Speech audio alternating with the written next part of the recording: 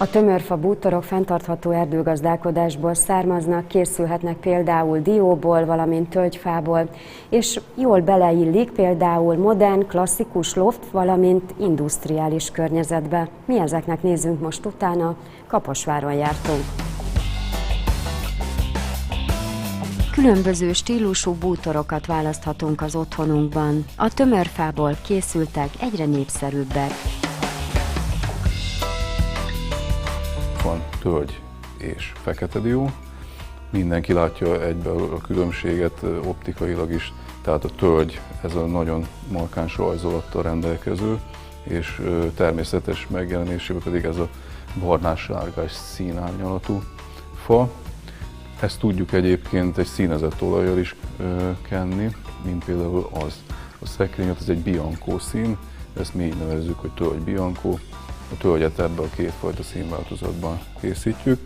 Ezek egyébként, amivel kezeljük, ezek faolajok, nem tartalmaznak mesterséges összetevőket, ezek biónak nevezhető faolajok, ezzel is egy nagyon természetes hatást tudunk elérni. A másik fafajunk a fekete dió, ami azt lehet mondani, hogy talán még exkluzívabb fa, mint a tölgy. Ebben a gyárban készülnek a fabútorok. A fa alapanyagok fenntartható erdőgazdálkodásból származnak. Napi 50 rönköt lehet mondjuk felfűrészelni, és utána azt pihenni kell hagyni. A szabad levegőn hónapokig, hetekig szárad az anyag, utána bekerülnek a faanyag szárítókba, és ott is minimum 3 hónap, mire egyáltalán hozzá lehet nyúlni, mire leszárad. És milyen koncepció alapján készül el például egy bútorcsalád ezekből a fa alapanyagokból? Ugye megvannak a kőbútor programjaink, és ezek szériabútor programok, meglévő tervekkel rendelkezünk, meglévő gyártáskiírásokkal. Nyilván el lehet térni a széria kiviteltől, hiszen egyedi igények azért mindig felmerülnek. A klasszikus stílusúak mellett megtalálhatóak modern és loftlakásba illő bútorok is. A legújabb gyártású francia ágyunk diófából készült, de ugyanúgy tölgyfából is elérhető, és ami a különlegessége, például az éjjeli szekrényen ezek az üvegfrontok.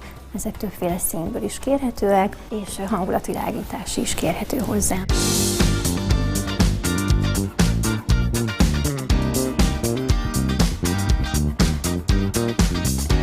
De részleteiben el kell merülni. Nagyon szépen le vannak kerekítve az ívei, ugye nincsen rajta fogantyú, például az éjjeli szekrényén.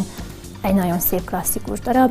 A nappali bútorok hogyan változtak az elmúlt években, és milyen sajátosságai vannak ennek az interiőrnek? Hát én azt szoktam javasolni egyébként, mint ahogy itt is látszik, itt egy központi falat próbáltunk meg kiemelni, ami minden családnál szerintem megtalálható.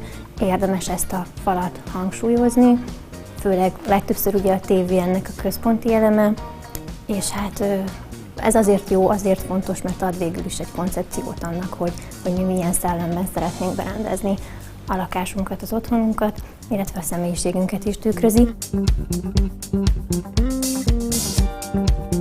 Minden bútorcsaládhoz tartozik színben, formavilágban hozzáillő étkezőasztal, amely fix és bővíthető változatban választható. Állhatnak fa, illetve alumíniumlábakon is, tehát ezt így lehet választani? Bútorcsaládtól függően, igen.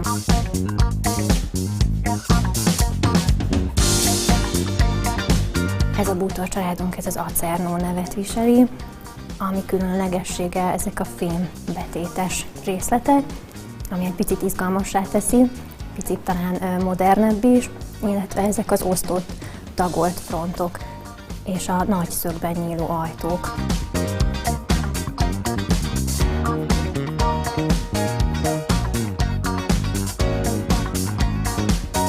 Ez egy kisebb nappali szobába való? Abszolút el tudom képzelni, egyébként ez jó is, hogy említed, mert ez is fontos dolog, hogy figyeljünk a térre. Igen, tehát ne zsúfoljuk túl, főleg tehát szerintem a tömörfa bútor nem szép úgy, hogyha tele van zsúfolva vele a tér. további években is futni fog ez a szürke szín, hiszen nem lehet vele mellé lőni, nagyon sok mindenhez illik. A fa pedig különösen alkalmas szerintem a szürkének a kiemelésére, mert a természetes szépsége az abszolút kombinálható ezzel. 2 dolgot emelnék ki ebből a bútorcsaládból. Az egyik ez a nagyon-nagyon szép villám alakú égetés, ami nem csak az asztalokra kérhető, hanem a korpuszbútoroknál a frontokra is. Ez speciális módon árammal égetik bele a fába. Vannak, akik a bemutatóteremben választják ki a bútorokat, de vannak olyanok is, akik online szeretnek böngészni a bútorok között.